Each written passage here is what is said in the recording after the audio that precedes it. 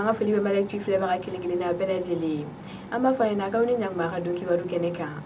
bi kuna funi munu mambulu kala sauma odoy ka fo meka lo kle duru konnala anga fintugu ye jatiga wale do kumbe Goundam ayidala ka fo tarata temeni no ku ye meka lo kle duru ye Goundam kere ne ala tomboktu bola yan fanfe bingan kala do koni bina anga fintugu ka yeno siga kalen do ala ni ka fo bingan kala nu kute jatiga wale tabagawde ko wa unyela kunta tukuneno sabula fini koni kumelekele bukuna ko ni ko jugu kala ne ko ni unyashi anga fintugu mani ga ke muguci o sababu la anga fintugu fana ye muguci ula o fanfla muguci konnala ayira ka fo femi anga fintigi kele ale banana ko nga ala ni anga fintugu ka jija sababu jatiga wale tabaga ni ko ni bulla ka moto kelento ani marfa amaram na gobi amasika do ni ko jugu kala nimbe jatiga wale tabaga ka je kudu kelemna nga ayira ka fo sege lube sena wala sa ka siku ne ni kula se fangama me kalo kle duru ko na alibi ayira ka fo jatiga wale tabaga do tara bi anga fintugu ka daga ka Mendoli ay kuna funi mun la soro kola ulu ayira ka foni wale yere ko ni kera talata do me kalo kle duru shufela yan fanfe ko jatiga wale tabaga do ni marfa kumbulu bulu le kontara kisechi anga fintugu ka daga la no be Mendoli bayangara marala ni ko jugu kala nin kale ka muguci ni daga ina anga fintugu fana willa ni ku ka marfata aku ko ni kera fa fla muguci ni nyonche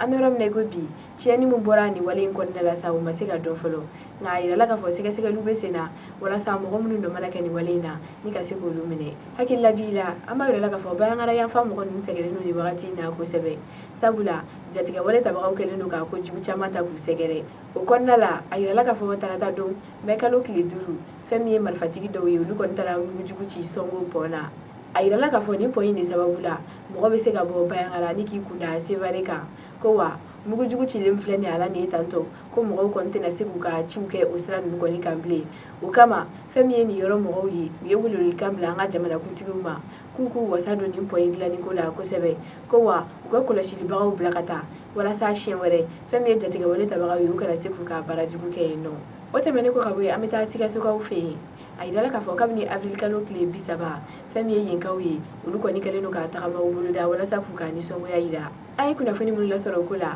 ulu ayida ka fo kabni avril kalo kle bisaba ni ku constitutionnel mo ko ni ka jabi udi législatif kola ko Sikasso ka ko ni wili no kujo ko sebe ni ku ka ni songo ya ida we ayida ka fo faso ka chake dam ko ni jabi nundi no ye wasadunka alata jabi ko lu maso lu ma fiu o konnala willa kujo femi e tagamai pina jini ani femere chama uko ni oluke wala sa ku ka ni songo ya ida ame wakati mna iko bi ayira la ka fo femi e Sikasso ni Bamako chestra iku kele no ko tige o kama ayira la ka fo talata temene femi e Sikasso gouverneur ale ko ni edugula de no fara nyonka na lo lu e nyonko kuma nyoya o kuma nyoya ku ku de dore ko wale munu me ka ke du konnala ni wakati na ina fo pina jini tagama ba ani femere chama ulu be se ga dabla tugumna nyoy hukumu konnala libi mo chama ya ida ka fo ni songo ya ida li hukumu konnala sa ko wale chama me ka ke du konnala ko to lu fela taye kren ya la femi sira yere tigeli ko lu ma so ma fiu o kama femi gouverneur ale ya ida ka fo ale ni mo murutile min ko mena nyogo kuma nyogo ya alibi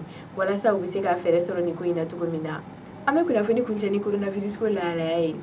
ayidala ka fo meka lo kile woro femi mo ta ani ko no toy coronavirus yoro la malla ni ki bara sira makena ministry su ka sebe no rekonnala o kono ayidala no ka fo meka lo kile woro femi mo ta ani ko no toy coronavirus bana yoro la ko mo bisaba ani saba ulu kene ara ko wa mo shi ko ni mato ni bana ina bana yele flani mo tan ko no to kura munna ko lu sigiro beneno Bamako kin folo flana nanna duruna worona kai alini mobti marai kata bana indulla nga jamana konnala fuka tabla kunna mekalo kli woro kaira mo munna ulu beneno mo keme woro ani bisaba ni kelema